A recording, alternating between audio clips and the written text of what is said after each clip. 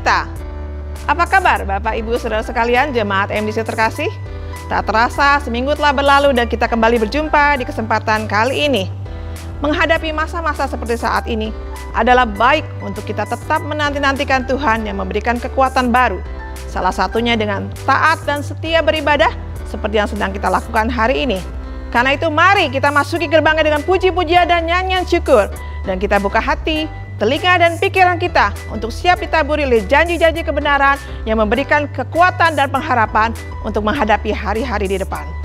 Siap untuk diberkati? Mari kita beribadah. Shalom, selamat datang di keluarga masa depan cerah Gereja Kristen Perjanjian Baru Fajar Perdamaian Bogor. Anda bukan orang asing di sini, karena kita adalah satu keluarga di dalam Kristus. Dalam ibadah ini, kita mau menjadikan Yesus sebagai pusat hidup kita. Biarlah semua ibadah kita hanya untuk memuliakan Tuhan saja. Haleluya. Sesuai dengan amanat agung Yesus Kristus, kita melakukan pemuritan untuk setiap anggota gereja. Semua yang melayani dalam gereja kita harus mengikuti pemuritan. Ada 2 paket pemuritan dalam gereja kita, yaitu dasar kekristenan atau DK dan hidup berjemaat atau disingkat dengan HB. Kami menganjurkan saudara-saudari mengikuti pemuritan ini dan pasti akan bertumbuh dan diberkati. Sebagai gereja sel, kami menyelenggarakan kelompok-kelompok kecil di rumah. Supaya apa? Supaya kehidupan kekristenan kita bukan hanya sebagai suatu acara saja, tetapi kekristenan adalah komunitas yang saling membangun satu dengan yang lain. Silakan lihat di warna jemaat untuk mengikuti sel grup yang terdekat atau biasa kita sebut dengan kesan kelompok saling memperhatikan.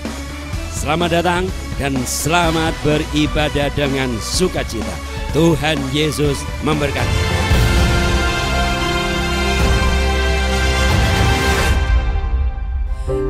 Shalom. Haleluya. Mari sebelum kita mulai kita beri tepuk tangan buat Yesus kita. Haleluya, haleluya. Puji nama Tuhan saudaraku, kalau hari ini kita boleh kembali lagi beribadah. Kita percaya bahwa Allah kita, Allah yang senantiasa memelihara dalam kehidupan kita. Amin saudara. Dan saya yakin pada hari ini ada sukacita yang melimpah. Bahkan Dia limpahkan sukacita dari sorga buat setiap kita. Oleh karena itu, marilah setiap kita pada hari ini, kita datang dengan penuh ucapan syukur. Kita penuh datang dengan bersukacita di dalam Tuhan. Karena Dia mencurahkan sukacitanya dari sorga. Haleluya. Terima sukacita surga, itulah kekuatan bagi jiwa. Ku dapat rasakan kasih-Nya di tengah badai yang bergelora. Terima sukacita surga, itulah kekuatan bagi jiwa. Ku dapat saksikan kuasa-Nya, taklukkan badai yang bergelora.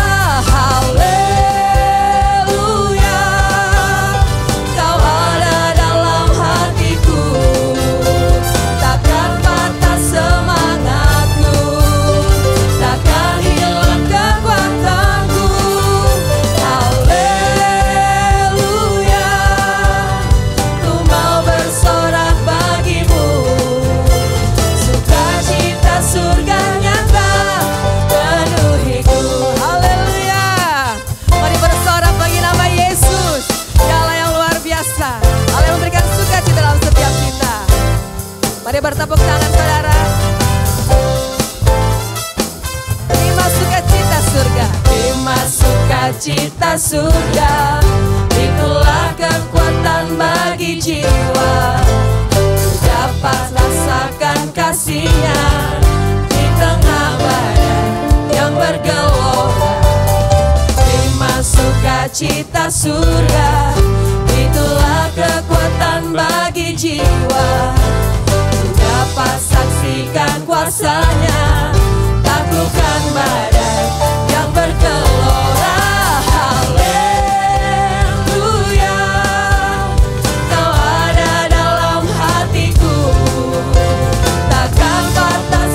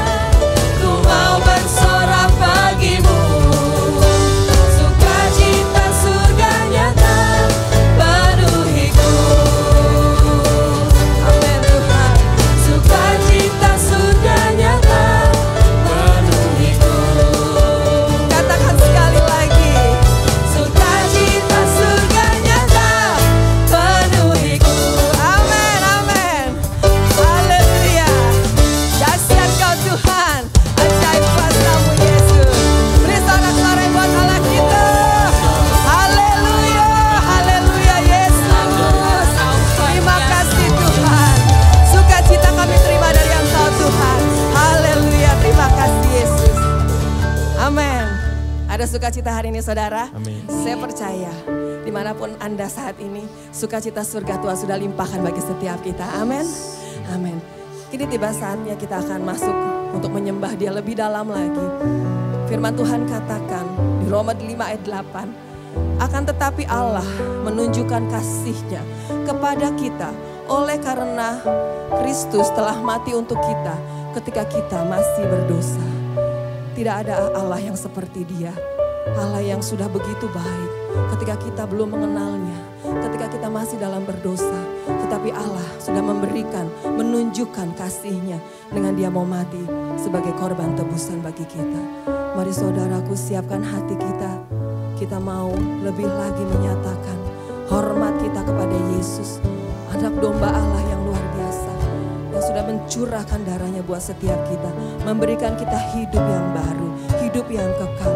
Bahkan kita dipenuhi dengan kuasa Roh-Nya, sehingga kita mempunyai kehidupan yang baru yang lebih baik. Mari saudara, kita angkat pujian ini. Engkaulah kekuatanku. Haleluya Yesus. Engkaulah kekuatanku, harta yang sangat ku rindu. Engkaulah segalanya,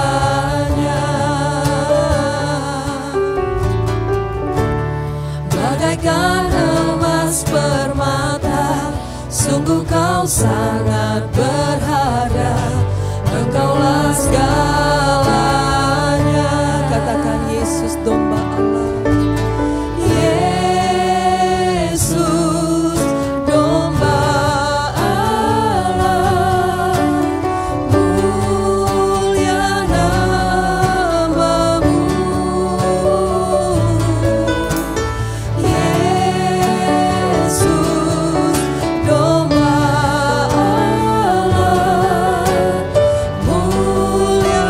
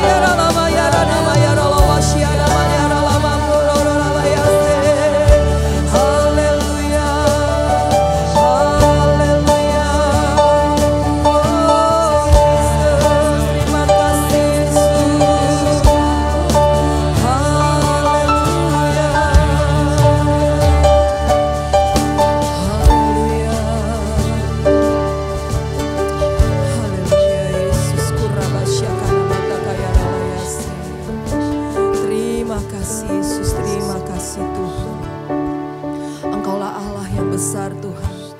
Engkaulah penebus kami yang hidup Tuhan Yesus. Terima kasih Tuhan buat kasih karuniamu Tuhan, buat anugerahmu Tuhan, buat setiap pengorbananmu dalam kehidupan kami sampai hari ini Tuhan. Kami boleh merasakan Tuhan Yesus pemeliharaanmu Tuhan. Kami boleh merasakan Tuhan Yesus anggur minyak kau curahkan bagi setiap kehidupan kami Tuhan. Sehingga Tuhan di masa-masa sulit ini kami tetap boleh merasakan damai sejahtera. Kami boleh tetap merasakan sukacita, bahkan kami diberikan kekuatan yang baru setiap waktu. Terima kasih Tuhan. Kami bersyukur dan kami berterima kasih. Anugerah yang terbesar kami boleh memuji menyembah Engkau. Kalau sebentar kami akan mendengar firman-Mu Tuhan. Bicaralah kepada setiap hati kami Tuhan. Kami buka hati kami. Bekerjalah Roh Kudus untuk mengubahkan hidup kami lebih lagi. Terima kasih Bapa. Terima kasih Roh Kudus. Terima kasih Tuhan Yesus. Di dalam nama Yesus kami siap untuk mendengar firman-Mu. Haleluya. Amin. Hari ini saya akan menyampaikan firman tentang The Lord will fight for you. Tuhan akan berperang untuk kamu. Sebelum kita mendengarkan kebenaran firman Tuhan, mari kita berdoa terlebih dahulu. Bapa yang baik, terima kasih untuk kesempatan bisa beribadah lagi kepada Tuhan. Dan hari ini kami percaya bahwa ada harta karun di dalam firman Tuhan dan setiap kebenaran yang akan kami dengar hari ini. Karena itu Bapa, wahyukan firman-Mu, izinkan hamba-Mu menyampaikan Tuhan dengan bahasa yang sederhana dan mampukan setiap jemaat-Mu menangkap dan memperoleh kekuatan dari Roh Kudus untuk menjadi pelakunya dan diberkati olehnya. Di dalam nama Tuhan Yesus Kristus kami mengucap syukur. Haleluya. Amin. Saudara, pernahkah saudara mengalami posisi terjepit, terancam, dan terdesak? Saudara tersudutkan. Posisi ini adalah posisi yang tidak nyaman bagi kita. Tapi tahukah saudara bahwa posisi yang seperti ini justru adalah posisi yang ternyaman bagi Tuhan untuk menyatakan kuasanya. God is at His best when we are at our rest. Tuhan akan melakukan pekerjaan terbaiknya di saat kita punya kemampuan untuk beristirahat di dalam kuat dan kuasanya. Suatu kali ada kejadian bangsa Israel mengalami keadaan terjepit, terancam dan terdesak yang seperti saya sampaikan tadi. Keluaran 14 ayat yang ke-9. Adapun orang Mesir, segala kuda dan kereta Firaun, dan orang-orang berkuda dan pasukannya mengejar orang Israel. Dan mencapai mereka pada waktu mereka berkemah di tepi laut dekat Pi Hahirot di depan Baal Zephon. Dengan jelas dikatakan bahwa orang Israel baru saja dilepaskan Tuhan dengan cara yang ajaib, di mana Tuhan membela orang Israel dengan mempermalukan 10 dewa orang Mesir dan mengalahkan mereka dengan cara mengirim 10 tulah dan akhirnya membawa bangsa Israel lepas dari perbudakan. Tapi mereka tiba di tempat di mana mereka merasa terdesak, terancam, dan tersudutkan. Saudara, terjepit. Nama tempat itu Baal Zephon. Baal Zephon ternyata adalah salah satu dari dewa, atau saya katakan dewa terakhir dari orang Mesir, yang artinya Baal artinya Tuhan, Zephon artinya adalah utara. Dan saudara, jadi Tuhan bagian utara itu adalah laut di depan orang Israel yang harus mereka hadapi. Bayangkan bagaimana terjepitnya mereka. Kiri kanan ada gunung, belakang ada orang Mesir yang siap untuk mengejar dan memperbudak mereka kembali. Dan di depan ada lautan yang sangat tidak mungkin untuk dilewati. Saudara, ini benar-benar posisi yang terjepit, saudara. Tetapi tahu nggak saudara, bahwa di saat orang Israel nggak bisa apa-apa lagi, ada satu yang luar biasa. Ternyata ada arti kata Baal Zephon selain dewa utara adalah seperti ini. Baal artinya Tuhan, dan Zephon ternyata diartikan adalah hidden treasure. Jadi ada harta karun yang tersembunyi. Harta karun tersembunyinya Tuhan ada di posisi terjepitnya orang Israel, saudara. Lalu kita lanjutkan. Tapi ternyata harta karun yang berada di dalam kondisi yang tidak enak itu seringkali disikapi salah oleh orang lain di saat mereka mengalami kondisi itu. Ayat 10, Keluaran 14 ayat 10. Ketika Firaun telah dekat, orang Israel menoleh, maka tampaklah orang Mesir bergerak menyusul mereka. Lalu sangat ketakutanlah orang Israel dan mereka berseru-seru kepada Tuhan dan mereka berkata kepada Musa, apakah karena tidak ada kuburan di Mesir maka engkau membawa kami mati di padang gurun ini? Apakah yang akan kau perbuat ini terhadap kami dengan membawa kami keluar dari Mesir? Bukankah ini telah kami katakan kepadamu di Mesir, janganlah mengganggu kami dan biarlah kami bekerja pada orang Mesir, sebab lebih baik bagi kami untuk bekerja pada orang Mesir daripada mati di padang gurun ini. Tetapi berkatalah Musa kepada bangsa itu, janganlah takut, berdirilah tetap dan lihatlah keselamatan dari Tuhan yang akan diberikannya hari ini kepadamu. Sebab orang Mesir yang kamu lihat hari ini tidak akan kamu lihat lagi untuk selama-lamanya. Tuhan akan berperang untuk kamu dan kamu akan diam saja. Sekali lagi saya mau katakan, Musa sedang menegaskan God is at his best. Tuhan siap melakukan karya terbaiknya when we are at our rest. Di saat kita bisa berdiam diri dan membiarkan Tuhan menolong kita. Kata diam di sini, saudara, di ayat 14 ini, Tuhan akan berperang untuk kamu dan kamu akan diam saja.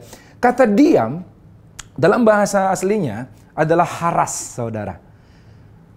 Saya catat, saya simpulkan, dan saya compile, dia memiliki 3 makna. Yang pertama, kata diam ini artinya to be silent, to hold tongue. Menahan lidah, diam, tidak berkata-kata. Yang kedua, arti kata diam atau haras ini adalah to be deaf as an accompaniment of dumbness. Yaitu menjadi tuli, tapi bukan tuli fisik, tetapi ini untuk menggambarkan orang yang tuli karena tidak menyimak dan tidak berusaha memahami. Sehingga dianggap orang bodoh. Yang ketiga adalah haras itu artinya be quiet atau rest. Tenang atau istirahat. Dari 3 pengertian haras ini artinya dengan kata lain, firman Tuhan katakan kalau engkau berdiam, kalau engkau haras, maka Tuhan akan membuat musuh yang selama ini mengintai engkau tidak akan pernah engkau lihat lagi seumur hidupmu. Tuhan akan melakukan karya penyelamatan yang luar biasa dalam hidup kamu. Engkau akan dikeluarkan dalam posisi terjepit ini. Ternyata ada 3 hal yang membuat kita susah untuk ditolong Tuhan. Bukan karena Tuhan nggak sanggup, tetapi karena kita nggak memposisikan diri kita untuk bisa ditolong Tuhan. Yaitu tiga hal yang kita lakukan, kebalikan dari haras ini. Kalau haras itu artinya adalah berdiam diri, menjaga kata-kata, maka orang yang nggak bisa ditolong adalah orang yang nggak bisa jaga kata-katanya pada saat dia mengalami keadaan terdesak. Apabila berdiam, yang akan ditolong Tuhan adalah orang yang to be deaf, yang tuli karena nggak berusaha memahami keadaan sekitar ini karena udah nggak sanggup lagi. Maka orang yang susah ditolong Tuhan adalah orang yang merasa dirinya bijak, merasa paham semua situasi dan mencari solusi dengan dirinya sendiri. Dan apabila diam yang dimaksud adalah orang yang be quiet atau rest, maka orang yang susah ditolong Tuhan adalah orang yang gak bisa tenang, yang rusuh, gak bisa istirahat. Kita simpulkan 3 ini ya, yang susah ditolong Tuhan. Yang pertama orang rese, gak bisa diam. Yang kedua orang rasa, kebanyak rasa-rasain, merasa bijak, merasa perlu, merasa tahu, merasa bisa memahami. Dan yang ketiga orang rusuh, orang gak bisa tenang. Gampang ya ngingatnya. Orang yang susah ditolong Tuhan adalah orang rese, gak bisa jaga kata-kata. Orang rasa, yang suka ngerasa-rasa. Dan yang ketiga orang rusuh, gak bisa tenang. Gelisah sana sini, berusaha cari pertolongannya sendiri. Dan akhirnya saudara dia tidak menemukan jalan keluar dari Tuhan. Jangan rese, jangan suka rasa-rasa, jangan rusuh. Saudara, di saat kita ngalamin kondisi seperti ini, justru temukan karena Baal-zephon atau daerah tempat di mana kita ngalamin kondisi terancam ini adalah Baal-zephon yang bisa mengancam kita, adalah Baal-zephon yang sama, yaitu God's hidden treasure yang akan membuat kita semakin kagum akan Tuhan. Hidden treasure apa? Harta tersembunyi apa yang ada dalam kondisi terjepit ini? Saya katakan ada 4. Yang pertama, di dalam kondisi terjepit ini, harta pertama yang bisa kita temukan adalah kita justru dapat sungguh-sungguh mengakui Dia sebagai Allah yang berdaulat dan tinggi. Di saat kita ngalamin kondisi ini, inilah momen paling tepat di mana kita punya Allah. Kita baru sadar bahwa kita punya Allah yang berdaulat dan Allah yang tinggi. Mazmur 46 ayat 11 berkata, diamlah dan ketahuilah bahwa akulah Allah, aku ditinggikan di antara bangsa-bangsa, ditinggikan di bumi. kita baru bisa melihat Allah itu tinggi di saat kita dalam kondisi terdesak dan harus diam berharap hanya pada Tuhan saja. Yang kedua, hidden treasure apa? Atau harta tersembunyi apa yang kita temukan dalam kondisi ini? Di dalam kondisi terjepit ini kita justru dapat sungguh-sungguh mengenal Dia sebagai juru selamat. Saudara, tidak ada orang yang lebih menghargai keselamatannya dibanding orang yang benar-benar sadar bahwa dia baru saja terselamatkan dari bahaya yang telah mengancam dia. Sering kali kita memanggil Tuhan Juru Selamat, tapi benar-benar sadarkah kita bahwa kita memang sungguh-sungguh telah diselamatkan oleh Dia? Yang ketiga, saudara, hidden treasure yang ketiga adalah justru di masa-masa seperti ini kita dapat melatih kerendahan hati dan mengenal sikap hati kita yang sesungguhnya. Ulangan 8 ayat 2 berkata seperti ini. Ingatlah kepada seluruh perjalanan yang kau lakukan atas kehendak Tuhan Allahmu di padang gurun selama 40 tahun ini dengan maksud merendahkan hatimu.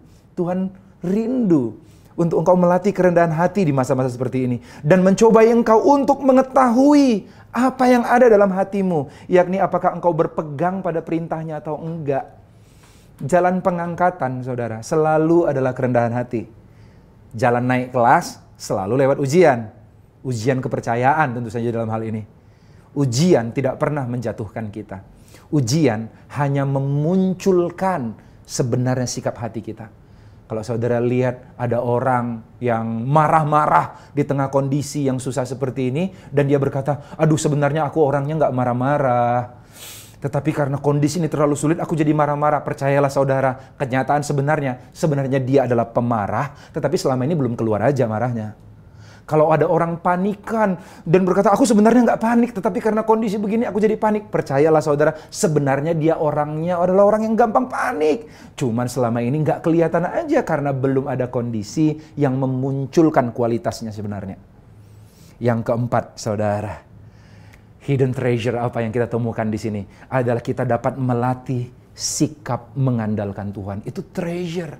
Itu berharga sekali, saudara. Ulangan 8 ayat 3 berkata, jadi ia merendahkan hatimu, membiarkan engkau lapar. Artinya dia mengizinkan kita mengalami itu. Dan memberi engkau makan mana yang tidak kau kenal dan yang juga tidak dikenal oleh nenek moyangmu. Untuk membuat engkau mengerti bahwa manusia hidup bukan dari roti saja, tetapi manusia hidup dari segala yang diucapkan Tuhan.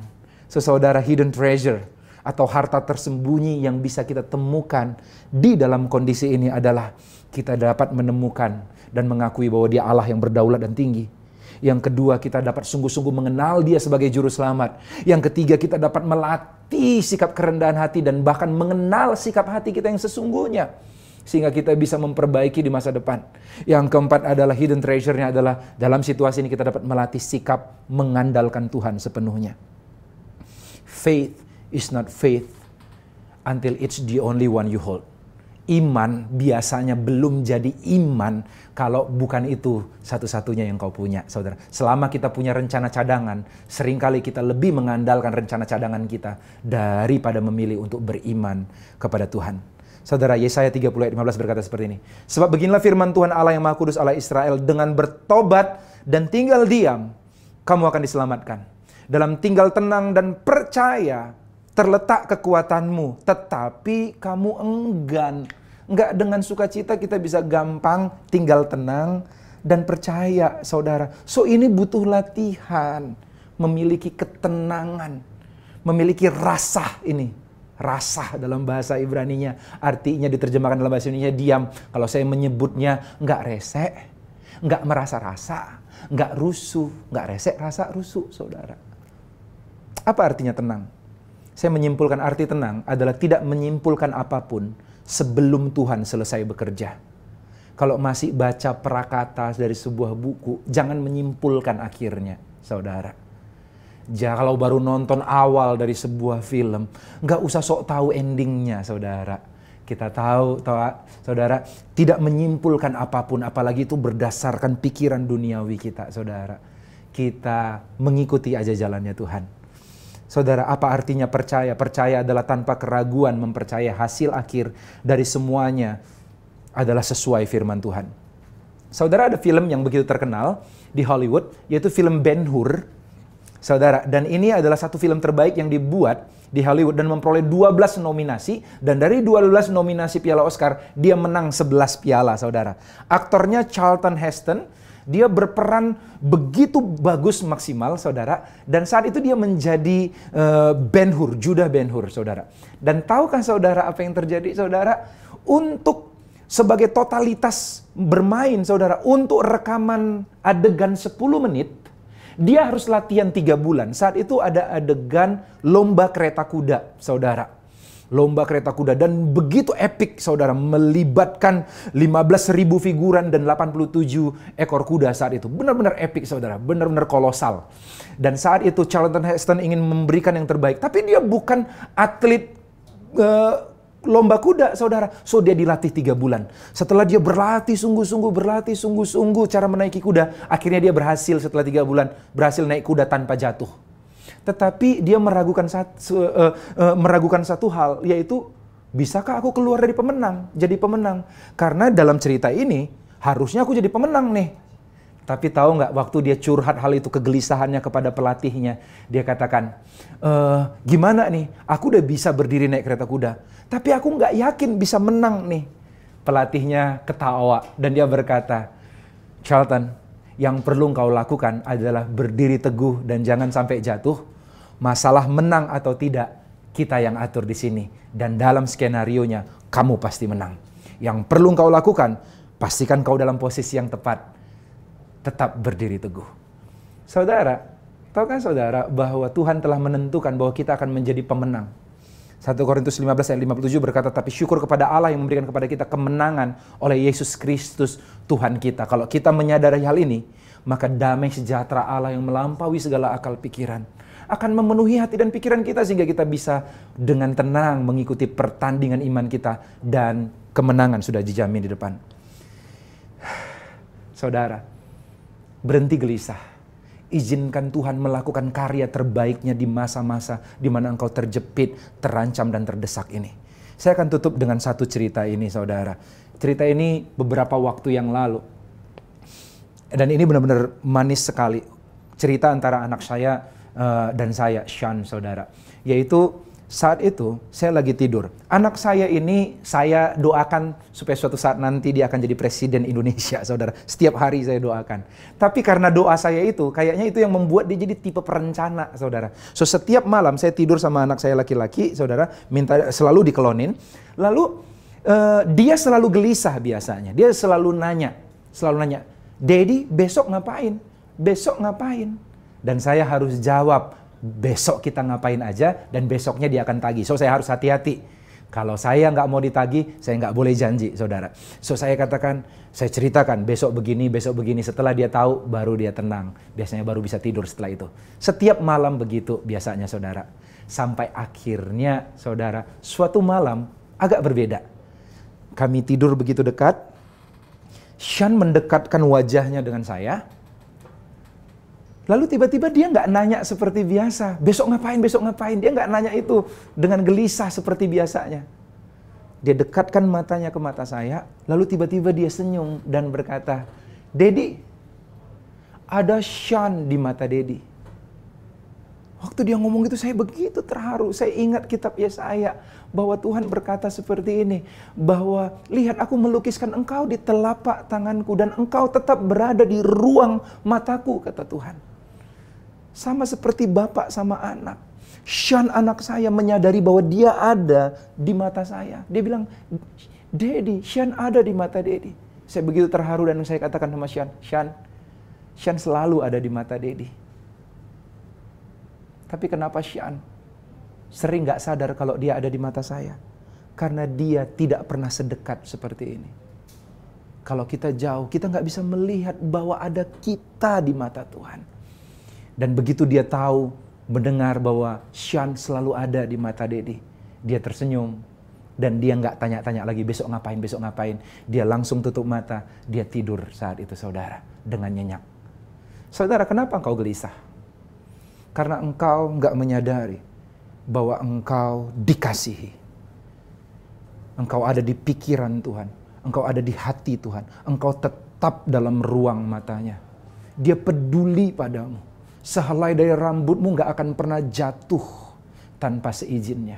Dia mengasihi engkau, dia memperhatikan engkau, dia merancang masa depan yang indah buatmu. Buat apa takut di saat engkau terancam, dalam kondisi terancam, terdesak? Datang padanya. Setiap kali engkau ngerasa terancam, terdesak, datang kepadanya. Pandang matanya. Engkau ada di matanya dan sadari bahwa bahwa engkau sangat dikasihinya. Setelah itu rest, beristirahatlah dan lihatlah pertolongan Tuhan yang dahsyat akan turun ke atas engkau. Saudara-saudara, hari ini kalau engkau mengalami kondisi yang seperti saya alami sekarang, terdesak, terancam, tersudut, engkau harus ngambil keputusan tapi bingung jalan mana, engkau gak bisa lihat jalan. Kitab Mazmur katakan Tuhan telah menyediakan jalan-jalannya di balik lautan itu. Ada hidden treasure-nya Tuhan yang Tuhan ingin engkau tapaki. Yang perlu engkau lakukan mendekat kepadanya. Temukan istirahatmu di dalam hadiratnya. Kalau engkau ngalamin kondisi seperti ini, letakkan tangan kananmu di dadamu. Apapun penyebabnya, sakit penyakit, masalah ekonomi, masalah hubungan satu sama lain,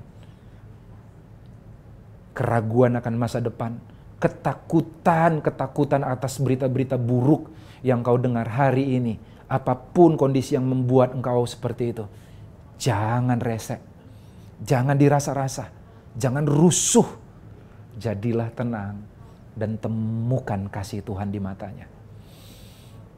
Bapa yang baik, aku berdoa buat setiap tangan-tangan yang diletakkan di dada mereka. Aku berdoa biar di masa-masa ini, di tengah-tengah kondisi yang mereka alami, mereka menemukan ketenangan sehingga mereka bisa berdiam dan menantikan pertolongan Tuhan.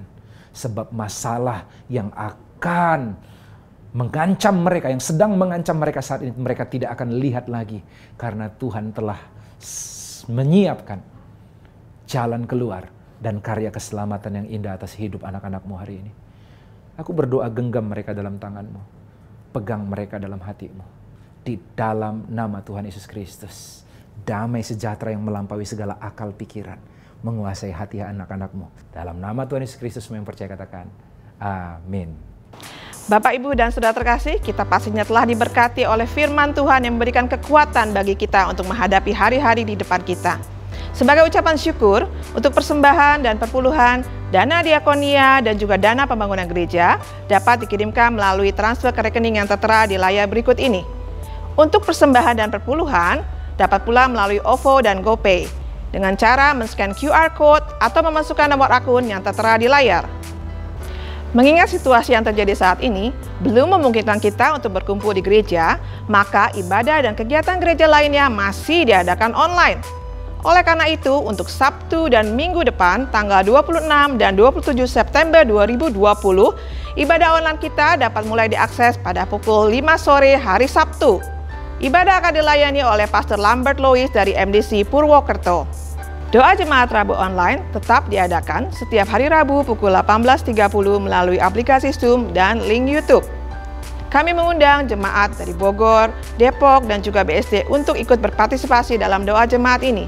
Doa adalah perjuangan. Mari kita kobarkan api doa di dalam tubuh Kristus.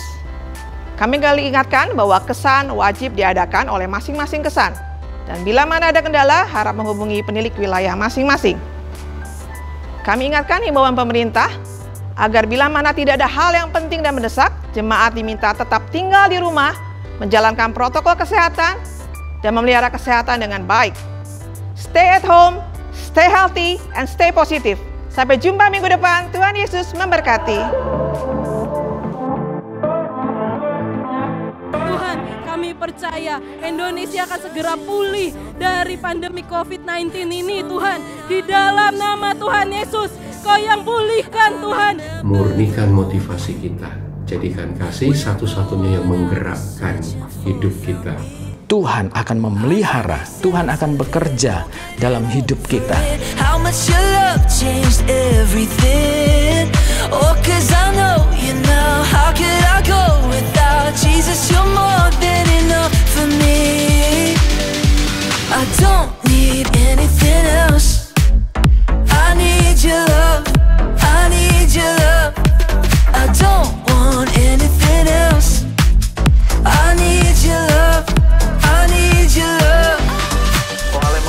Indonesia, kami rindu tetap Tuhan berkati Indonesia dengan segala kelimpahan di dalam sumber daya alam dan sebagainya. Kami percaya itu ada anugerah kebaikan Tuhan untuk kami semua. I won't take you for granted. I won't go back to how I used to be. I can't make sense of it, no getting over it. How much your love changed everything. Oh, 'cause I know you now. How could I go without Jesus? You're more than enough for me.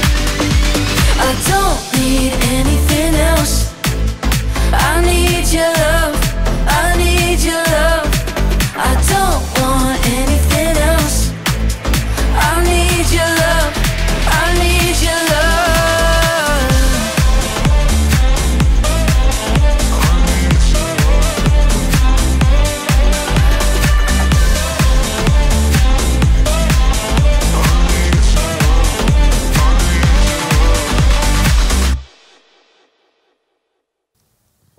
Hari ini kita telah sampai pada akhir dari ibadah online kita. Kita percaya kita semua telah diberkati oleh firman Tuhan yang telah dibawakan oleh Pastor Tommy Simanjuntak. Pada waktu doa dekor kemarin juga saudara, doa untuk seluruh MDC secara nasional. Ada seorang pastor yang suka bernubuat. Saya kenal dengan dia dan dia pernah berbicara juga di gereja kita di Bogor, Pastor Markus Simanjuntak. Pada waktu itu, Pastor Markus juga bernubuat di acara dekor tersebut bahwa dengan menanti-nantikan Tuhan, maka doa kita akan menjadi suatu terobosan di dalam hidup kita. Dan saya percaya firman Tuhan tadi yang telah disampaikan bahwa Allah yang akan berperang ganti kita. Maka saudara, tugas kita adalah tetap menanti-nantikan Tuhan dengan setia, dengan penuh konsistensi. Saya percaya di tengah badai hidup yang kita alami sekarang ini, kita bisa melewatinya. Setiap krisis ada durasinya. Saudara mesti bertahan, saudara mesti bisa melewatinya. Karena kita punya Tuhan yang hidup, Tuhan Yesus yang selalu baik kepada kita. Mari sebelum kita tutup ibadah kita dengan doa, nyanyikan semua jemaat yang ada di rumah, baik di Bogor, di Depok, di Tangsel, nyanyikan dengan sayapmu. Kita semua menyanyikan dengan iman percaya. Dengan sayapmu, dengan sayapmu, ku akan terbang tinggi di tengah badai hidup. Ku tak menyerah, kau kekuatan dan perlindungan bagiku. Pertolonganku di tempat mahal.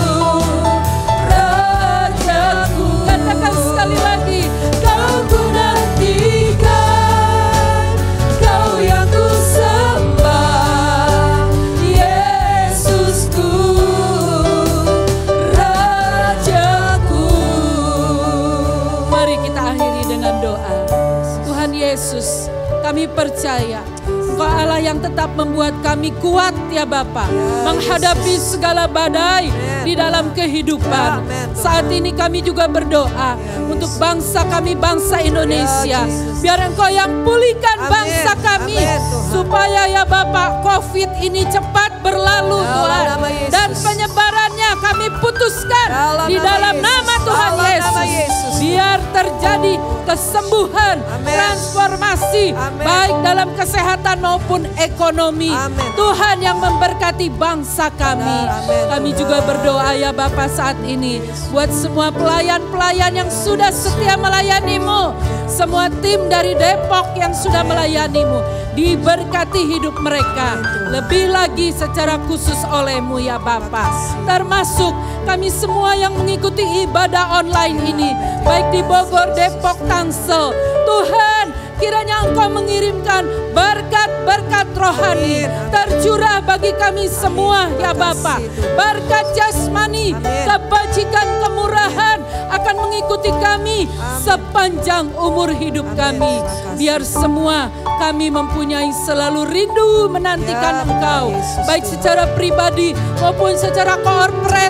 Kami beribadah bersama-sama kepadamu. Tuhan berkati semua jemaat lebih lagi dan lebih lagi. Nyatakan hikmat-Mu, nyatakan mujizat-Mu di tengah-tengah segala kesukaran hidup kami. Kami percaya hidup kami diberkati, hidup kami tidak tergoncangkan karena Engkau ada di dalam hidup kami. Terima kasih Tuhan Yesus, terima kasih. Saudara-saudara semua, mari kita mengangkat kedua tangan kita. Tuhan memberkati engkau dan melindungi engkau. Tuhan menyinari engkau dengan wajahnya dan memberi engkau kasih karunia. Tuhan menghadapkan wajahnya kepadamu dan memberi engkau damai sejahtera. Kasih sayang dari Allah Bapa, Tuhan Yesus, dan persekutuan dengan Roh Kudus menyertai kami semua mulai dari hari ini sampai Engkau datang yang kedua kali. Semua yang percaya sama-sama katakan amin. Amin.